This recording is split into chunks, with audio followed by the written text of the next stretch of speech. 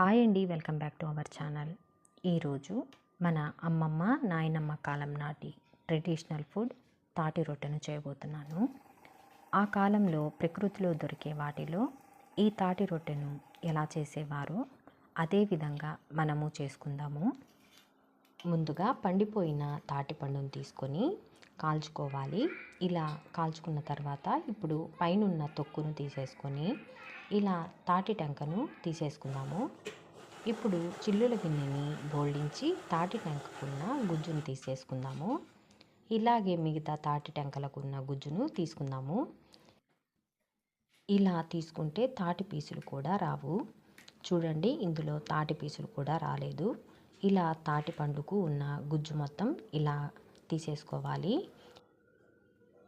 ఇప్పుడు ఇందులో బెల్లంలో డస్ట్ ఉంటుందని ముందుగానే బెల్లాన్ని దంచి కొద్దిగా నీళ్ళు వేసుకొని స్టవ్ ఆన్ చేసి బెల్లం కరిగే వరకు ఉంచితే పాకంలా అయింది. ఈ బెల్లం పాకాన్ని ఇందులో 3 స్పూన్లు వేసుకుంటున్నాను. మీరు కావాలంటే బెల్లంలో డస్ట్ ఏమీ లేకపోతే బెల్లాన్ని దంచి మిక్సీ పట్టి ఆ బెల్లపు పొడిని వేసుకోవచ్చు. ఇప్పుడు ఇందులో బియ్యపు రవ్వను కొద్దిగా వేసుకొని కలుపుకోవాలి. బియ్యపు రవ్వను ఇలా ఇంట్లోనే చేసుకోండి. మిక్సీ జార్లో బియ్యాన్ని వేసి అలాగే మిక్సీ పట్టేసుకోండి. ఇలా బియ్యపు రవ్వ వచ్చేస్తుంది. ఈ తాటి రొట్టెకు బియ్యపు రవ్వ ఉంటేనే తాటి రొట్టె సాఫ్ట్గా బాగొస్తుంది. ఇప్పుడు తాటి గుజ్జులో బియ్యపు నూకను ఇలా కలిపేసుకున్న తర్వాత ఇందులో చిటికెడు సాల్ట్ని వేసుకొని 1 గంట పాటు మూత పెట్టి ఉంచేయండి. ఇందులో బెల్లం ఎక్కువగానే పడుతుంది, ఎందుకంటే ఒక్కొక్క తాటిపండు తీయగా ఉంటుంది, ఒక్కో తాటిపండు తీపి తక్కువగా ఉంటుంది. అందులో తాటిపండు రొట్టె తినేటప్పుడు కొద్దిగా వగరుగా ఉంటుంది. ఆ వగరుని కట్ చేయాలంటే చిటికెడు సాల్ట్ని కొద్దిగా ఎక్కువగా బెల్లాన్ని వేసుకోవాలి. చూడండి, ఈ కన్సిస్టెన్సీ రావాలి. మరీ గట్టిగా కాకుండా కొద్దిగా లూజ్గా కలుపుకోవాలి.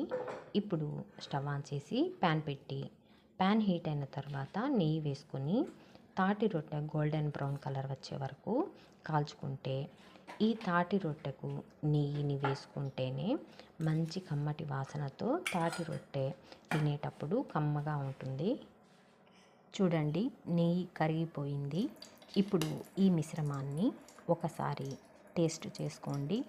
మీరు మీ రుచికి తగినంతగా బెల్లాన్ని వేసుకోండి. నేను నా రుచికి తగినంతగా ఇంకొంచెం బెల్లం పాకాన్ని వేసుకున్నాను. ఒకవైపు తాటి రొట్టె గోల్డెన్ బ్రౌన్ కలర్ రావడానికి 10-15 నిమిషాలు పడుతుంది. ఇంకో వైపుకు తిప్పి కాల్చుకోవడానికి ఇంకో 10-15 నిమిషాలు పడుతుంది. తాటి రొట్టెను లో ఫ్లేమ్లో పెట్టి కాల్చుకోవాలి. ఇలా తాటి రొట్టెను చేసుకున్న తర్వాత చుట్టూ అంచులు నీట్గా చేసుకోండి. ఇప్పుడు 10-15 నిమిషాలు ప్యాన్ మీద మూత పెట్టేయాలి.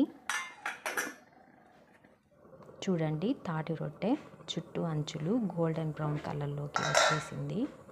ఇప్పుడు ఇంకో వైపు తిప్పుకొని ఇంకొంచెం నెయ్యిని వేసుకుంటున్నాను. ముందు వేసిన నెయ్యి మొత్తం ఒకవైపుకు సరిపోయింది.